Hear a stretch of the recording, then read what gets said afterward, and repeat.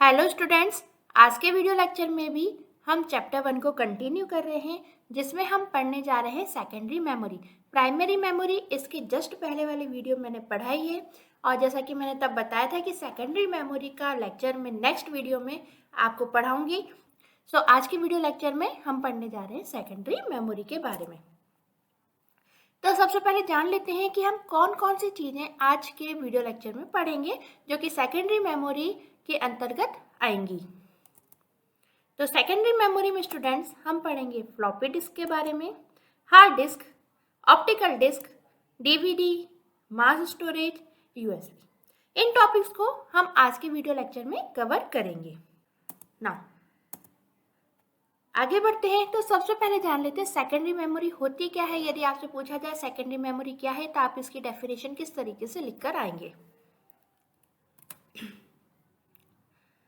देखिए, हमने यहाँ पे लिखा है this types of memories are internal और एक्सटर्नल स्टोरेज डिवाइसेस। ये जो सेकेंडरी मेमोरी है ये इंटरनल और स्टोरेज दोनों प्रकार के स्टोरेज को सपोर्ट करती है, यानी ये इंटरनल स्टोरेज डिवाइस भी है और एक्सटर्नल स्टोरेज डिवाइस भी है। अब इंटरनल और एक्सटर्नल कैसे? तो इंटरनल स्टोरेज डिवाइस इस तरीके से कि कंप्यूटर के अंदर के डेटा को भी क्या करती है, स्टोर करती है। साथ ही साथ में एक्सटर्नल ऐसे कि अगर आप चाहते हैं कि किसी अन्य कंप्यूटर का डेटा हमारे सिस्टम में आ जाए तो ये उसको भी स्टोर करने में सक्षम है, या फिर यूजर अपना कोई डेटा जनरेट करे उसको स्टोर कराना चाहे तो उसको भी स्टोर कर सकती है। ओके, जैसे फॉर एग्जांपल हार्ड डिस्क ले लीजिए। ठीक है, हार्ड डिस्क क्या करती है, इंटरनल स्टोरेज भी रखती है, एक्सटर्नल स्टोरेज भी रखती है कंप्यूटर के अंदर। आगे बढ़ते हैं तो सेकेंडरी मेमोरी में सेकेंड पॉइंट हमने लिखा है it stores data and program permanently. जो सेकेंडरी मेमोरी है वो प्रोग्राम को परमानेंटली स्टोर रखती है। यहाँ पे परमानेंटली स्टोर से क्या मतलब है? क्या ये मतलब है कि जो डाटा हमने स्टोर किया है वो हमेशा स्टोर बना रहेगा, चाहे उसे यूजर उस हटाना चाहे तब भी नहीं हटेगा? नहीं ना, ऐसा कोई मतलब नहीं है। नॉर्मली आप सभी जानते हो कि सेकेंडरी मेमोरी के अंदर डाटा तब तक स्टोर बना रहता है जब तक कि यूजर स्वयं उस डाटा को इरेज ना करे, या फिर वो कोई जिस भी सेकेंडरी डिवाइस में डाटा स्टोर है, जैसे कि पेन ड्राइव में स्टोर है, सीडी में स्टोर है, मान लीजिए वो क्रश ना हो जाए, वो टूट ना जाए या खराब ना हो जाए, तब तक उसमें डाटा स्टोर बना रहता है। यानी दो ही कंडीशनों में डाटा खराब हो सकता है सेकेंडरी मेमोरी के अंदर, यदि वो डिवाइस खराब हो जाए या फिर यूजर उसके अंदर से डाटा को इरेज कर दे। ठीक है, अपने आप वो डाटा इरेज नहीं होगा, यानी कि अगर डिवाइस सही है और यूजर ने उस डाटा को हटाया भी नहीं है तो वो डाटा उसके अंदर बना रहेगा। तो इस चीज को हमने बोला परमानेंटली स्टोरेज। ठीक है, दूसरी चीज सेकेंडरी मेमोरी में जो डाटा स्टोर है, भले ही उसके दौरान कंप्यूटर को पावर सप्लाई मिलनी बंद हो जाए, है ना, कंप्यूटर बंद हो जाए या लैपटॉप बंद हो जाए, उसके बावजूद भी सेकेंडरी मेमोरी के अंदर वो डाटा स्टोर बना रहता है। For example hard disk. ठीक है, सिस्टम के अंदर एक हार्ड डिस्क होती है जो कि यूजर के डेटा को स्टोर बनाए रखती है। यदि आप कंप्यूटर को शट डाउन कर देते हो या अपना लैपटॉप शट डाउन कर देते हो और दोबारा चालू करते हो तो वो डाटा आपको दोबारा से हार्ड डिस्क में से मिल जाएगा। नेक्स्ट हम आगे बढ़ते हैं तो सेकेंडरी मेमोरी के बारे में हमने लिखा है you can access data from secondary memory when attached to the computer. आप किसी भी सेकेंडरी मेमोरी डिवाइस से डाटा को बहुत आसानी से एक्सेस कर सकते हो, बस उस डिवाइस को आपको अपने कंप्यूटर से अटैच करना होगा। जैसे पेन ड्राइव हो गया, अब आपको पेन ड्राइव से डाटा चाहिए तो आप पेन ड्राइव को अपने कंप्यूटर से अटैच करो और डाटा एक्सेस कर लो। ठीक है, तो बहुत ही सरल होता है डाटा एक्सेस करना सेकेंडरी मेमोरी से। आगे बढ़ते हैं तो अब हम बात कर लेते हैं सेकेंडरी मेमोरी कितनी प्रकार की होती है। सो मोस्ट ऑफ दी जो सेकेंडरी मेमोरी है उसको तीन भागों में डिवाइड किया गया है। एक होती है मैग्नेटिक डिवाइस, यानी जो मैग्नेट की होती है, एक होती है ऑप्टिकल डिवाइस और तीसरी होती है फ्लैश मेमोरी। ये तीन प्रकार हैं सेकेंडरी मेमोरी स्टोरेज के। अब आज के वीडियो लेक्चर में हम सिर्फ और सिर्फ कवर करेंगे सेकेंडरी मेमोरी का पहला भाग जिसको हम बोलते हैं मैग्नेटिक डिवाइस। मैग्नेटिक डिवाइस अपने आप में एक बहुत बड़ा टॉपिक है। सारी की सारी तीनों सेकेंडरी मेमोरी एक ही वीडियो लेक्चर में पढ़ सकते हो, लेकिन वीडियो लेक्चर भी काफ़ी बड़ा हो जाएगा, इसलिए हम सिर्फ और सिर्फ मैग्नेटिक डिवाइस के बारे में ही आज पढ़ेंगे। ओके, तो देखते हैं मैग्नेटिक डिवाइस होता क्या है। तो हमने यहाँ पे लिखा है commonly use devices that use magnetic storage include. Magnetic device commonly use में आती है हमारे सेकेंडरी स्टोरेज के लिए। ओके, आपकी मैग्नेटिक डिवाइस है, देखा जाए तो उनके भी अपने 3 प्रकार होते हैं। एक तो होती है मैग्नेटिक टेप, एक होती है फ्लॉपी डिस्क और तीसरी होती है हार्ड डिस्क। तो ये तीनों की तीनों जो आपको सेकेंडरी मेमोरी दिख रही है, ये आती है आपकी मैग्नेटिक डिवाइस के अंतर्गत। ध्यान रखना, कंफ्यूज मत हो जाना, भूल मत जाना। एक बार फिर से बताती हूँ, लास्ट लाइन, सेकेंडरी मेमोरी को 3 भागों में बांटा गया है। पहली मैग्नेटिक डिवाइस, दूसरी ऑप्टिकल डिवाइस, तीसरी फ्लैश मेमोरी। ठीक है, ये तीनों है। अब इन तीनों के भी अपने अपने अलग अलग भाग और भी हैं। तो आज हम पढ़ रहे हैं सिर्फ और सिर्फ मैग्नेटिक डिवाइस के बारे में। सो जो मैग्नेटिक डिवाइस है, इसको भी 3 भागों में बांटा गया है, इसके भी 3 रूप है, ऐसा बोल दीजिए। एक को हम मैग्नेटिक टेप कहते हैं, दूसरे को हम फ्लॉपी डिस्क कहते हैं और तीसरे को हम हार्ड डिस्क कहते हैं। ओके, तो चलिए आइए जान लेते हैं हम मैग्नेटिक टेप के बारे में, फिर जानेंगे फ्लॉपी डिस्क के बारे में और फिर जानेंगे हम हार्ड डिस्क ड्राइव के बारे में। तो सबसे पहले जानते हैं मैग्नेटिक टेप के बारे में। हमने यहाँ पे लिखा है originally magnetic tape was design to record sound. Basically जो आप मैग्नेटिक टेप पढ़ रहे हैं, जो कि हम कंप्यूटर में यूज करते हैं डेटा स्टोर करने के लिए, बेसिकली बनाई गई थी साउंड को रिकॉर्ड करने के लिए। यानी आपने देखा होगा पहले जब सीडी का टाइम नहीं था, उसके पहले कैसेट्स चलती थी, है ना, कुछ वो इस तरीके की दिखती थी। तो इस तरीके की जो कैसेट है, इसमें जो गाने रिकॉर्ड होते थे, साउंड रिकॉर्ड होते थे, तो बेसिकली आप देखते थे वो क्या इस तरीके की रील होती थी और उसके अंदर रिकॉर्ड होते थे। यदि आपने पुरानी कैसेट्स देखी होंगी तो, और नहीं देखी हो तो फिर आप डायग्राम देख के समझ जाइए कि एक कैसेट्स होती थी और ये रील होती थी, और इस रील के अंदर ही बेसिकली सारे के सारे गाने स्टोर होते थे, जिनको कि एक डेक आता था और उसमें लगा के सुना जाता था। जैसे आजकल सीडी प्लेयर आते हैं, ऐसे ही एक डैग या टैप आते थे, उनमें इस सीडी को अटैच किया जाता था, यानी लगाया जाता था या इंसर्ट किया जाता था, और फिर इसमें से गाने सुने जाते थे। तो ये जो दिख रही है ना आपको रील, यही होती थी आपकी मैग्नेटिक टेप, और इसी में साउंड को स्टोर किया जाता था। ओके, सो मैग्नेटिक टेप को डेवलप करने का पर्पस था कि हम इसके अंदर साउंड को रिकॉर्ड कर सके। तो जब ये कैसेटों में यूज होती थी तब तो ये गाने को स्टोर करती थी, लेकिन जब वो कंप्यूटर में यूज होने लगी, मीन्स जब वो कंप्यूटिंग में आई, तो उसने क्या किया, इट होल्ड्स बाइनरी डेटा। तो जब हम मैग्नेटिक टेप को कंप्यूटर में यूज करने लगे, तब उसने गाने स्टोर करने के बदले क्या स्टोर किया, बाइनरी डेटा अपने अंदर स्टोर किया। मैग्नेटिक टेप जो है वो बाइनरी डेटा को स्टोर करने लगी थी। तो अब देखिए यहाँ पे आपको ये मैग्नेटिक टेप का डायग्राम दिख ही रहा है। ठीक है, तो ये रील है, इसका एक और मैंने यहाँ पे ओपन डायग्राम बताया है। तो इस तरीके की देखिए ये रील होती थी। ठीक है, तो ये जो आपको रील दिख रही है, ये बेसिकली प्लास्टिक की रिबन होती है या प्लास्टिक का टैप होता है, और उसके बाद मेटल ऑक्साइड की एक परत चढ़ाई जाती है। अब इसको मैग्नेटिक क्यों बोल रहे हैं, तो मैग्नेटिक इसलिए बोल रहे हैं क्योंकि इसके अंदर जो डेटा स्टोर किया जाता है वो इलेक्ट्रिक मैग्नेटिक पल्स के द्वारा यूज किया जाता है। यानी जो इलेक्ट्रिकल मैग्नेटिक पल्स हैं उनके द्वारा ही इसके अंदर डेटा को छोटे छोटे टुकड़ों में स्टोर किया जाता था। ठीक है, और ये जो आपकी टेप होती थी ना, ये सिक्वेंशियल डेटा को एक्सेस करती थी। सिक्वेंशियल मतलब जैसे डाटा ना वो एक के बाद एक के बाद एक के बाद इस तरीके से स्टोर होगा, तो आप इसको एक्सेस भी क्या एक के बाद एक के बाद एक एक कर सकते थे। जैसे कि आजकल तो सीडी आती है ना, मान लीजिए सीडी में आपके 100 गाने, तो आपका जो भी मन करेगा, आपका मन करेगा कि मुझे तो तीसरे नंबर का गाना सुनना है, तो आप तीसरे पे क्लिक कर दो, तीसरा बज जाएगा। आपको 10 नंबर का गाना सुनना है, 10वां क्लिक कर दो, 10 पे बज जाएगा। लेकिन इसमें ऐसा नहीं होता था। इसमें क्या होता था, गाना एक के बाद ही आप सुन सकते थे, है ना। जो गाना तीसरे नंबर पे, उसको आप तीसरे नंबर पे आके ही सुनोगे। अब आप कहोगे नहीं हमें तो तीसरे नंबर का ही सुनना है, पहले नंबर का गाना सुनना ही नहीं है, तो फिर जो मैंने अभी आपको बताया ना कि एक डैग या टैप होते, जैसे आजकल सीडी प्लेयर होते हैं, ऐसे पुराने जमाने में, यहाँ थोड़े टाइम पहले, मान लीजिए पुराना जमाना तो नहीं, थोड़े टाइम पहले डैग या टैप होते थे। उसमें क्या होता था, फॉरवर्ड रिवर्स करने का ऑप्शन होता था। जैसे पहला गाना नहीं सुनना था, फिर आप फॉरवर्ड करते करते करते करते फिर थर्ड पे पहुंचोगे और फिर आप थर्ड गाना सुन लोगे।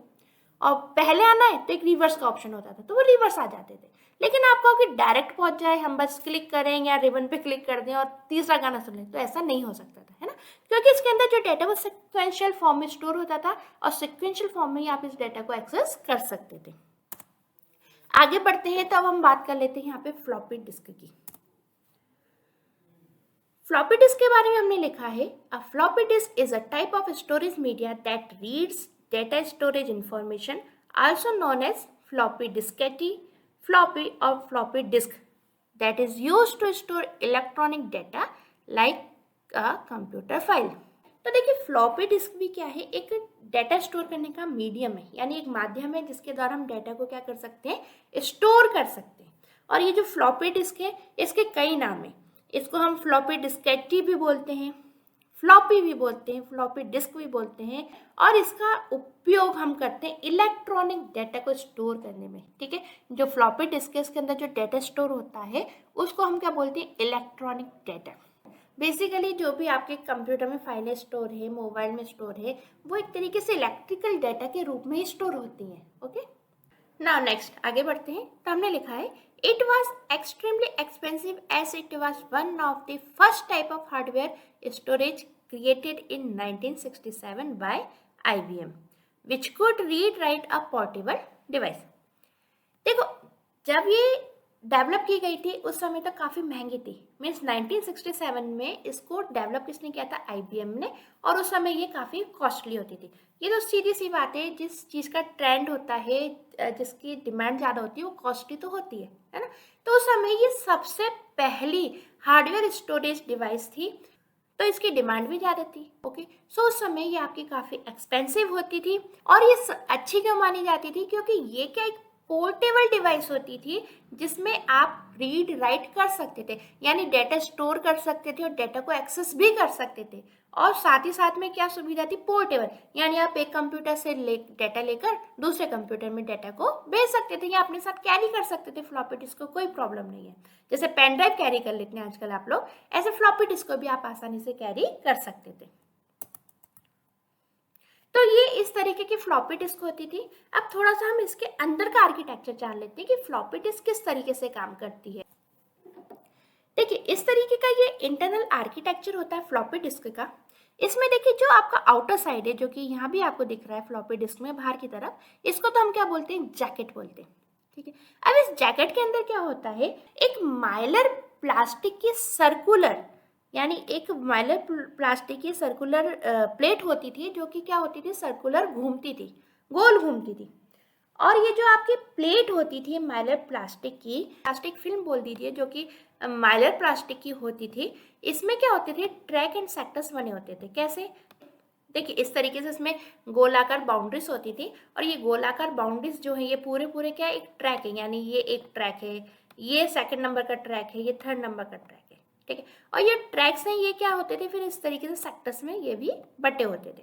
तो इस तरीके से इसकी वर्किंग होती थी। तो ये जो प्लेट है बेसिकली ये जैकेट के अंदर क्या करती थी, सर्कुलर मोशन में घूमती थी और डाटा को रीड एंड राइट करती थी। अब इसमें एक बात ध्यान रखिएगा फ्लॉपी डिस्क में, कि इसकी जो साइज होती थी डिस्क की वो कितनी होती थी, 3.5 इंच की होती थी। ठीक है, और इसके अंदर जो डाटा स्टोर होता था, यानी डाटा स्टोर करने की जो कैपेसिटी थी वो 144 MB होती थी। फाइन, ना आगे बढ़ते हैं। तो अब हम बात कर लेते हैं यहाँ पे हार्ड डिस्क की।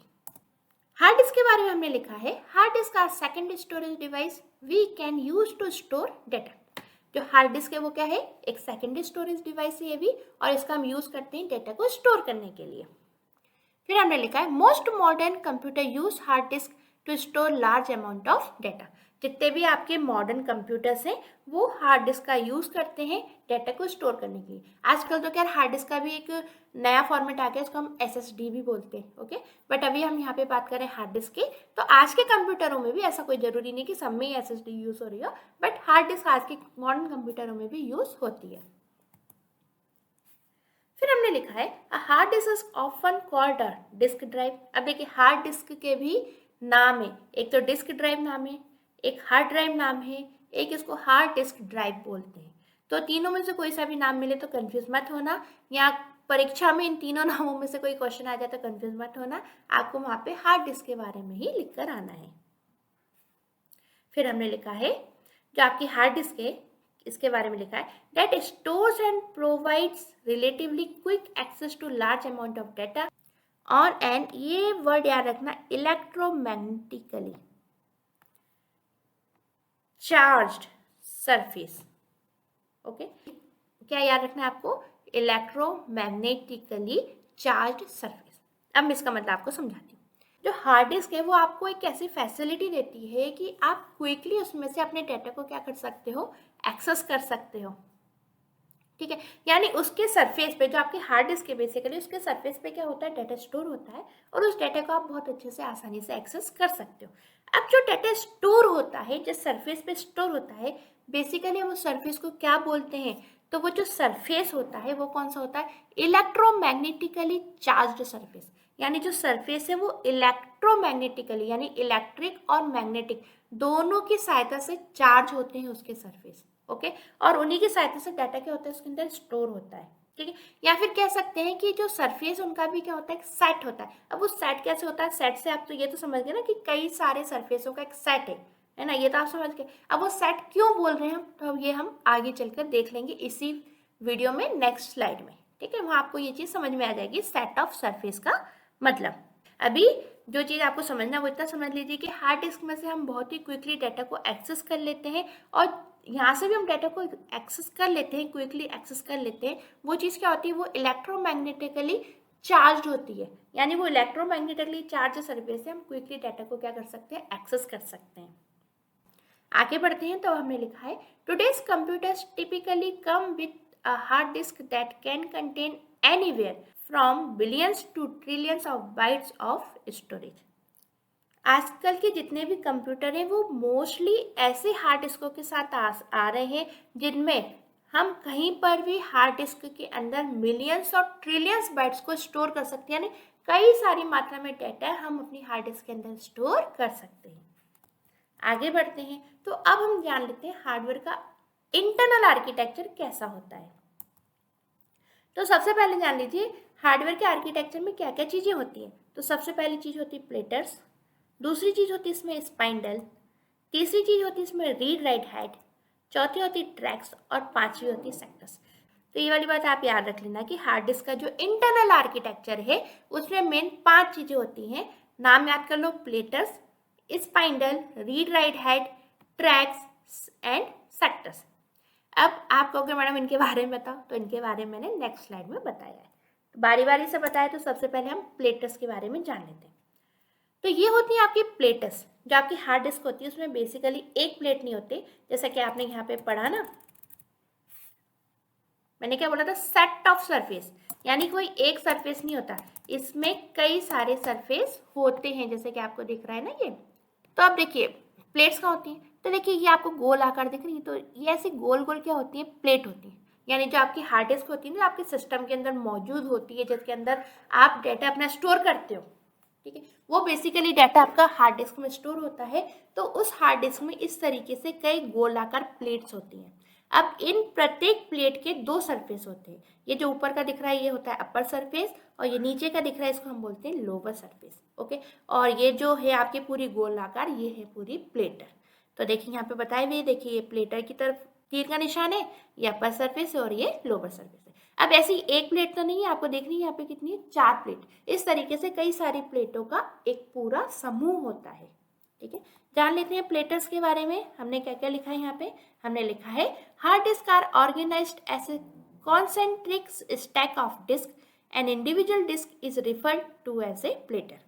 तो बेसिकली प्लेटर्स होती क्या है, तो प्लेटर्स जो है वो इस तरीके के प्लेटर का समूह होता है, या हम इसको बोल सकते हैं डिस्क का समूह होता है, जो कि स्टैक के फॉर्म में अरेंज होता है। स्टैक मतलब जो एक के ऊपर एक के ऊपर एक, इस तरीके का आर्किटेक्चर आपको दिख रहा है ना, इस तरीके के आर्किटेक्चर को या इस तरीके के अरेंजमेंट को हम स्टैक बोलते हैं। तो ये क्या डिस्क का स्टैक है ना, और प्रत्येक डिस्क को हम क्या बोलते हैं, यहाँ पे प्लेटर बोलते हैं। आगे बढ़ते हैं, तो यहाँ पे लिखा है etch platter consist of 2 surface, a lower and an upper surface. अभी हमने डिस्कस किया कि प्रत्येक जितनी भी प्लेट है इनमें 2 सरफेस है, एक तो अपर सरफेस जो ऊपर की तरफ का सरफेस है अपर सरफेस है, और जो नीचे की तरफ का सरफेस है लोअर सरफेस है। इसलिए हम इसको सेट ऑफ सरफेस बोलते हैं, और जो डाटा है ना बेसिकली इन्हीं सरफेस पे स्टोर होता है। तो आपने हार्ड डिस्क का पहला पार्ट देख लिया जिसको हमने बोला प्लेटर। दूसरा देखते हैं जिसको हम बोलते हैं यहाँ पे स्पाइंडल। इस तरीके की देखिए प्लेट होती है, और इन प्लेट्स के बीच में क्या होता है, इस तरीके से एक होल होता है, ये यहाँ पे होल होता है। ठीक है, तो ये जो होल होता है ना, यहीं से जो स्पाइंडल है उसको क्या किया जाता है, इंसर्ट किया जाता है। तो बेसिकली जो आपको दिख रही है ना आकृति, तो यहाँ से स्पाइंडल है, यहाँ पे क्या है बेसिकली हॉल है और इसके पीछे ये मतलब एक पूरा डिस्क कवर करी हुई है इस तरीके से गोलाकार में। तो आपको क्या इतने ही आपको क्या अभी चित्र में सिर्फ और सिर्फ इतने ही सरफेस दिख रहा है, ठीक है। तो जितने भी आपकी ये जो प्लेट्स होती है ना, इनमें क्या होता है, ऐसे बीच में होल होता है और उन होलों में इस तरीके से स्पाइंडल को क्या किया जाता है, इंसर्ट किया जाता है, ठीक है। चलिए इसके बारे में पढ़ लेते हैं हम। तो हमने लिखा the plates within the hard disk are connected by spindle that runs through the middle of the plates. Basically आपने जितनी भी डिस्क या प्लेट्स देखी थी, इन सारी प्लेट्स को आपस में कनेक्ट करने के लिए इस तरीके से स्पाइंडल का यूज किया जाता है। मीन्स मिडिल में अटैच हो जाता है और अटैच होकर सारी के सारी हार्ड जितनी भी ये जो प्लेट्स एंड डिस्क है इनको क्या कर देता है, वो कनेक्ट कर देता है। आगे बढ़ते हैं तो हमने क्या लिखा है, the spindle moves in A unidirectional manners along its axis either clockwise और काउंटर क्लॉकवाइज, ठीक है। ये जो आपका बेसिकली जो आपकी मूव करती है ना डिस्क, आपने कई बार देखा होगा सीडी आप लगाते हो तो सीडी लगाने के बाद सीडी भी क्या होती है, मूव करती है ना। इसी प्रकार आपके कंप्यूटर में भी जो आपकी हार्ड डिस्क है वो डाटा को रीड राइट करने के लिए क्या करती है, मूव करती है। तो जो मूवमेंट है ना वो कौन करवाता है, ये स्पाइंडल करवाता है। ये क्या करता है, किसी एक डायरेक्शन में घूमता है, ठीक है, क्लॉकवाइज घूमेगा या फिर वो काउंटर क्लॉकवाइज घूमेगा, ठीक है। एक ही डायरेक्शन में घूमता है, किसी एक डायरेक्शन में, और उसी डायरेक्शन में घूम के ये अपना वर्क परफॉर्म करता है। फिर हमने लिखा the movement of the spindle causes the plates to rotate as well. अब ये जो स्पाइंडल है सिर्फ यही नहीं घूमता, जब ये स्पाइंडल घूमता है तो इसके साथ साथ में ये प्लेट्स जो है ये भी क्या करती है, मूव करती है। ओके, आगे बढ़ते हैं। तब आती है इसमें तीसरी चीज, इसको हम बोलते हैं रीड राइट हेड। देखिए ये जो आपने पढ़ लिया ना, ये डिस्क होती है और ये स्पाइंडल होती है ना। अब इसमें डाटा लिखेगा कौन और डाटा आपको पढ़वाएगा कौन। जैसे आपको हार्ड डिस्क में से कोई डाटा चाहिए तो कोई तो चीज़ होती होगी ना जो कि उस पर्टिकुलर जगह से डाटा को निकाल कर लाती होगी या एक्सेस करके लाती होगी जो कि यूज़र पढ़ सके। यानी जिसकी भी यूज़र ने डिमांड करी है उस डाटा को एक्सेस करने के लिए कुछ ना कुछ तो होता होगा। अच्छा, जो भी यूज़र अपना डाटा नया डाटा लिखना चाहता है ना, जब भी यूज़र अपने किसी नए डाटा को लिखना चाहता है या डाटा को एडिट करना चाहता है तो कोई ना कोई चीज़ होती होगी ना जो कि उसके अंदर स्टोर कराएगी उस डाटा को, यानी हार्ड डिस्क के अंदर स्टोर कराएगी डाटा को। तो वो चीज़ होती है आपकी रीड राइट हेड। सो प्रत्येक प्लेटर में देखिए इस तरीके से रीड राइट हेड होता है जिसकी सहायता से डाटा को रीड भी किया जा सकता है और राइट भी किया जा सकता है। पढ़ लेते हैं इसके बारे में। हमने लिखा है each surface on a platter contains a read write head that is used to read or write data on the disk। जो प्लेटर है इसके प्रत्येक सरफेस पर देखिए इस तरीके से रीड राइट हेड होता है जिसकी सहायता से हम डाटा को रीड भी कर सकते हैं और राइट भी करवा सकते हैं। नेक्स्ट आगे बढ़ते हैं तो हमने लिखा है the read write heads can move back and fourth along the surface of the platter, है ना। जो आपका रीड राइट हेड है वो क्या होता है, ये जो प्लेटर का सरफेस है इसके साथ साथ मूव कर सकता है ना। तो ये बैक में भी मूव कर सकता है, आगे भी मूव कर सकता है, नहीं पूरे सरफेस में ये रीड राइट हेड क्या कर सकता है, मूव कर सकता है। और इसके साथ साथ हमने लिखा है read write heads are in turn connected to a single actuator arm. ये जो आपका रीड राइट हेड है बेसिकली ये एक सिंगल एक्चुएटर आर्म के द्वारा क्या रहता है, कनेक्ट रहता है आपकी डिस्क से। आगे बढ़ते हैं तो अब हम बात कर लेते हैं यहाँ पे ट्रैक की। देखिए ये जो आपने प्लेट्स देखी ना प्लेटर में, तो इन प्रत्येक प्लेट्स पर क्या होता है बेसिकली इस तरीके से बाउंड्रीज बनी होती हैं, यानी बंटवारा किया गया होता है, यही मान लीजिए, है ना। ऐसे दौड़ने के ट्रैक होते हैं ना अलग अलग, है ना, तो क्या कर दिया जाता है एक लाइन खींच दी जाती है। इस तरीके से जो प्लेटर है इसमें भी इस तरीके से बाउंड्रीज बनी होती हैं, ठीक है। और ये जो बाउंड्रीज बनने के बाद ये जो पूरा एक जो पोर्शन आता है इसको हम क्या बोल रहे हैं, ट्रैक बोल रहे हैं। जैसे कि देखिए ये बाहर का ये पूरा जो एक पूरा पोर्शन आ रहा है ना, तो ये क्या है, पूरा फर्स्ट ट्रैक है, ये आपका सेकंड ट्रैक है, ये थर्ड ट्रैक है, ये फोर्थ है, ये फिफ्थ नंबर का ट्रैक है और ये सिक्स्थ नंबर का ट्रैक है। Okay, so I hope track तो आपको समझ में आ गया होगा पिक्चर को देखकर। अब हम पढ़ लेते हैं इसके बारे में। Each surface of A platter consist of a fixed number of tracks. प्रत्येक सरफेस पर यानी जो जितने भी डिस्क हैं उनके प्रत्येक सरफेस पर एक फिक्स नंबर के ट्रैक होते ही होते हैं, है ना, यानी ये फिक्स नंबर के ट्रैक अवेलेबल होते ही होते हैं। These are circular area on the surface of a platter that decrease in circumference as we move toward the center of the platter। ये जो आपका सरफेस है प्लेटर का, है ना। ये जो सरफेस है प्लेटर का, ये क्या होता जाता है, इसका जो एरिया है वो जैसे जैसे आप सेंटर में आते जाते हैं वो कम होता जाता है, क्योंकि आपको दिख ही रहा है ना। देखिए ये एरिया सबसे बड़ा है, सबसे आउटर का एरिया, फिर उसके बाद का एरिया उससे छोटा है, फिर उससे छोटा है, फिर उससे छोटा है, उससे छोटा है, फिर उससे छोटा है। यानी जो डेटा स्टोर होगा वो सबसे ज़्यादा कहाँ स्टोर होगा, आउटर एरिया में। फिर आगे बढ़ते बढ़ते उसका सरकमफ्रेंस है वो क्या होता चला जाएगा, कम होता चला जाएगा। यानी जो जैसे ही आप होल की तरफ मूव करते जाओगे या सेंटर होल की तरफ मूव करते जाओगे, इसका सरकमफ्रेंस कम होता चला जाएगा। आगे बढ़ते हैं, तो हमने क्या लिखा है, data is first written to the outermost track. तो सबसे बड़ा एरिया कौन सा होता है, जो सबसे आउटर में होता है। तो डेटा सबसे पहले आउटर ट्रैक में ही लिखा जाता है, फिर देन उसके अंदर, देन उसके अंदर, देन उसके अंदर, देन उसके अंदर, इस तरीके से डेटा को स्टोर किया जाता है। अब हम आगे बढ़ लेते हैं, तो हार्ड डिस्क का लास्ट पॉइंट देख लेते हैं जिसको हम बोलते हैं सेक्टर। अब देखिए, ये आपने प्लेट्स तो देख ली, प्लेट्स में ट्रैक बने होते हैं, बाउंड्रीज बनी होती है, तो आपने देख लिया। अब ये जो ट्रैक्स होते हैं इनको फिर से देखिए इस तरीके से डिवाइड किया जाता है लाइनों के द्वारा। तो जब ट्रैक को भी आगे चल के डिवाइड कर दिया, तो अब ये क्या बन गए, सेक्टर बन गए। जैसे कि सिर्फ और सिर्फ इतना एरिया, ये क्या है, एक सेक्टर है। ये देखिए ये पूरा तो एक ट्रैक हो गया, लेकिन उस ट्रैक में ये क्या हो गया, सेक्टर हो गया, ये दूसरा सेक्टर हो गया। इसी तरह तीसरी लाइन होती है, तीसरा सेक्टर, ठीक है, चौथी होती है तो चौथा सेक्टर। तो इस तरीके से जो ट्रैक हैं उनको और भी पुनः डिवाइड किया जाता है और उसको हम क्या बोलते हैं, सेक्टर बोलते हैं। आगे बढ़ते हैं, तो सेक्टर के बारे में क्या लिखा है, हमने लिखा है each track is divided into a fixed number of sector. जितने भी ट्रैक होते हैं ये फिक्स नंबर के सेक्टर में क्या रहते हैं, डिवाइड रहते हैं। फिर हमने लिखा है sectors divide track section and store data. जो सेक्टर्स है वो क्या करते हैं, जो ट्रैक सेक्शन है ना, जैसे ट्रैक का जो सेक्शन बना हुआ है, यानी जो बाउंड्रीज पूरी बनी हुई है, इनको क्या करते हैं, डिवाइड कर देते हैं। देखो छोटे छोटे भागों में बांट दिया ट्रैक को, देखो यहाँ पे इतने एरिया में बांट दिया, फिर इस ट्रैक को देखो इतने एरिया में बांट दिया, फिर यहाँ पे इतने एरिया में बांट दिया।